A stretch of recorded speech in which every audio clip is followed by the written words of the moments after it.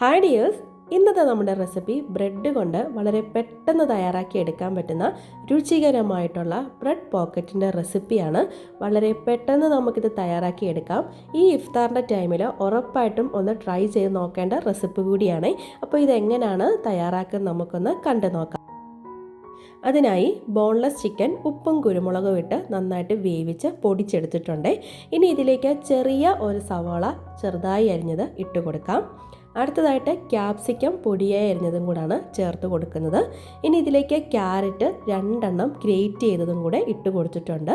അടുത്തതായിട്ട് ക്യാബേജ് പൊടിയായി അരിഞ്ഞതും കൂടെ ചേർത്ത് കൊടുക്കാം. ഇനി വെജിറ്റബിൾസിലേക്ക് 1 ടീസ്പൂൺ കുരുമുളക് പൊടിയാണ് ചേർത്ത് കൊടുക്കുന്നത്. ഇനി നമുക്ക് പാകത്തിന് ഉപ്പും കൂടി ചേർത്ത് കൊടുക്കാം. ഇതൊന്ന് മിക്സ് ചെയ്തെടുക്കണേ. നമ്മൾ നേരത്തെ കുരുമുളകും ഉപ്പും ചേർത്താണ് ചിക്കൻ വേവിച്ചിരിക്കുന്നത്. അതുകൊണ്ട് അതനുസരിച്ച് വേണേ ഇതിൽ ഉപ്പും കുരുമുളകും ചേർത്ത് കൊടുക്കാൻ. ഇനി നമുക്കിതിലേക്ക് മയോണൈസ് ഒഴിച്ചു കൊടുക്കാം. നമ്മൾ വീട്ടിൽ തയ്യാറാക്കിയതോ പുറത്തുനിന്ന് വാങ്ങിച്ചതോ ആയിട്ടുള്ള ഏത് മയോണൈസ് വേണം ചേർത്ത് കൊടുക്കാവേ. ഇനി ഇത് നന്നായിട്ട് മിക്സാക്കി എടുക്കണം. അപ്പോൾ നന്നായി ഇത് മിക്സാക്കി എടുത്തിട്ടുണ്ട്. ഇതാണ് നമ്മൾ ഫില്ലിംഗ് ആയിട്ട് വെച്ച് കൊടുക്കുന്നത്. ഇനി നമുക്ക് ബ്രെഡ് തയ്യാറാക്കി എടുക്കാം. അതിനായിട്ട് ബ്രെഡ് ഇതുപോലെ ചെറുതോ വലിയ ബ്രെഡാണ് കുറച്ചുകൂടെ നല്ലത്. ഈ മുരുപ്പാണെങ്കിലും കുഴപ്പമൊന്നുമില്ല. ഇനി നമുക്ക് ബ്രെഡ് 2 വെച്ച് കൊടുക്കാം.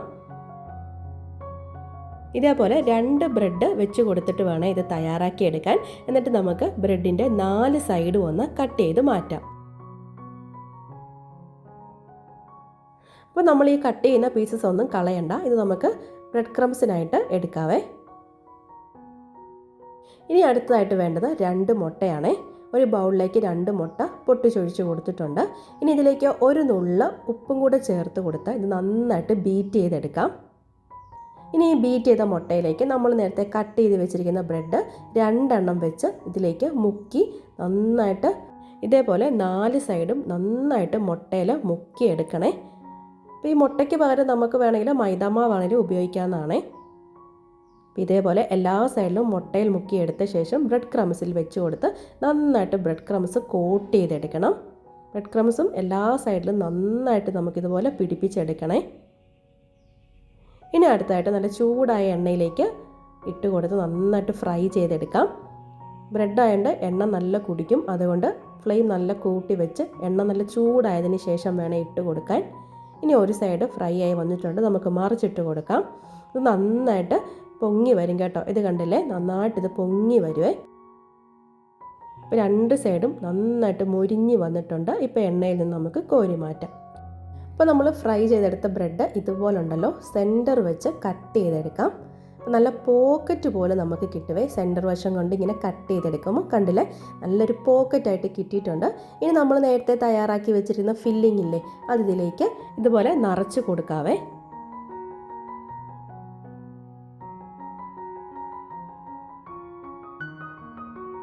അപ്പോൾ എന്നും ഒരേപോലുള്ള മസാലയൊക്കെ വെച്ച് തയ്യാറാക്കാതെ ഇതുപോലെ വ്യത്യസ്തമായിട്ട് തയ്യാറാക്കി കൊടുക്കുകയാണെങ്കിൽ കുട്ടികൾക്ക് ഒരുപാട് ഇഷ്ടമാവുകയും ചെയ്യും.